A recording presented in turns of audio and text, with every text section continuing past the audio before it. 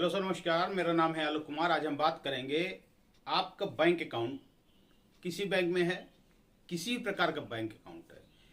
Bank account कई प्रकार के होते हैं। सबसे पहले जो एक आम आदमी का बैंक अकाउंट होता है वो सेविंग अकाउंट होता है, बचत खाता इसको हिंदी में बोलते हैं।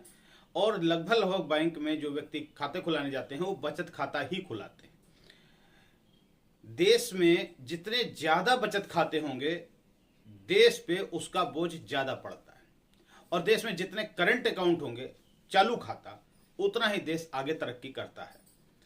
यह रही देश की बात। हम बात करते हैं आपकी।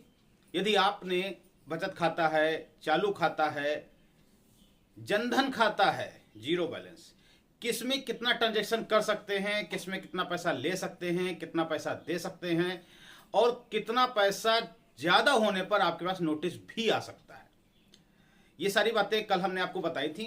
आज हम बताएंगे कि आपका अकाउंट ब्लॉक हो गया है।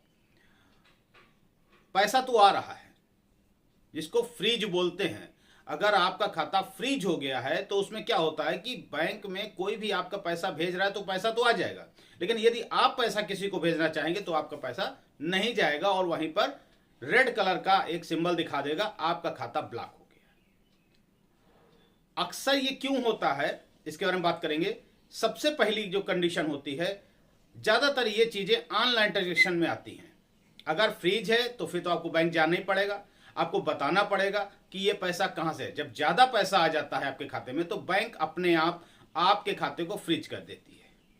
उसमें किसी भी प्रकार का आप पैसा निकाल नहीं सकते। ऐसा बहुत लोगों के साथ केस होता है, राजनीतिक पार्टियों के साथ ज्यादा होता है, लेकिन आम व्यक्ति के साथ जिसके खाते में कभी भी 1000, 2000, 10,000 से ज्यादा पैसा ना आया हो और अचानक उसके खाते में 50 लाख या 1 करोड़ रुपए आ जाता है तो बैंक उस खाते को फ्रीज कर देता है।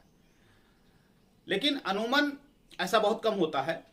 जो ब्लॉक होता है ज्यादातर ऑनलाइन करने में, हमें पैसा तो हमारे खाते में आ रहा है, कोई डाल रहा है, आ रहा है, लेकिन जब हम किसी को भेजते हैं, जैसे यूपीआई करते हैं, पेटीएम करते हैं, गूगल पे करते हैं, तो हमारा वहां पर रेड सिंबल दिखता है और कहता है ये नहीं जाएगा।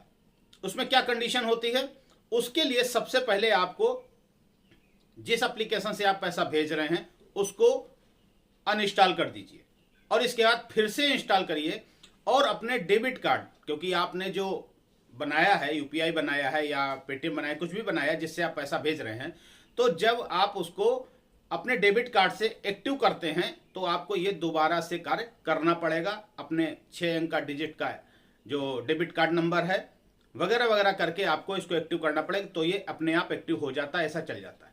लेकिन जहां खाता बैंक की तरफ से ब्लॉक किया गया हो वहां कंडीशन आ सकती है, कहीं ना कहीं आपने आज से 7 साल पहले, 8 साल पहले कोई ऐसा ट्रांजैक्शन किया जिसका डिटेल आपने इनकम टैक्स को नहीं दिया, तो इनकम टैक्स उसको देखता रहता है, और जैसे ही इनकम टैक्स को समझ में आता है वो आपके खाते को ब्लॉक करा देता है। इसके बाद आपको पूछा जाता है, आपका नोटिस आ जाता है कि आखिर आपने इस सन में इतना पैसा निकाला था या जमा किया था, कहां से आया था, उसका आपने रिटर्न नहीं भरा।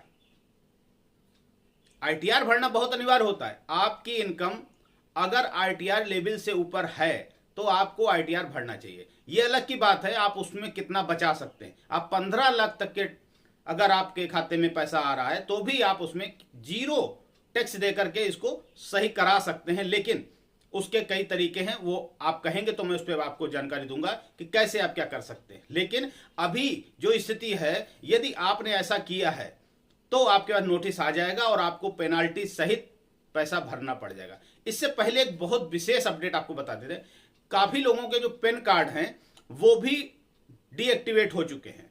एक बार ऑफिशियल वेबसाइट पर जाकर इनकम टैक्स की, वहां पे अपने पेन कार्ड को देख लीजिए एक्टिव है या डीएक्टिवेट। अगर डीएक्टिवेट है तो उसको एक्टिव करा लीजिए, क्योंकि इसका भी 1 अप्रैल से चार्ज लगना शुरू हो जाएगा और आपको इसमें कुछ खर्चा करना पड़ेगा। यदि आपने अभी तक ऐसा नहीं किया है तो इसको कर लीजिए, और आधार से पेन को जरूर जुड़वाइए। आखिरी तारीख निकल चुकी है, देखते हैं सरकार आगे इसकी डेट बढ़ाती है या नहीं बढ़ाती। अभी तक 1000 रुपये लग रहा था, आगे सरकार कितना पैसा लेगी ये देखने वाली बात होगी। आज के लिए इतना ही, कल फिर मिलते हैं किसी नए अपडेट के साथ। आप कमेंट जरूर करिएगा वीडियो कहाँ से देख रहे हैं, आपकी समस्या क्या है। हमारा चैनल आपको फाइनेंशियल एडवाइस देता है, वो तरीके बताता है कि किस तरीके से आप अपने फाइनेंस को मैनेज कर सकते हैं, क्योंकि मैनेजमेंट बहुत जरूरी है। फाइनेंशियल मैनेजमेंट करेंगे तभी आपका जीवन सफल होगा। जय हिंद, जय भारत।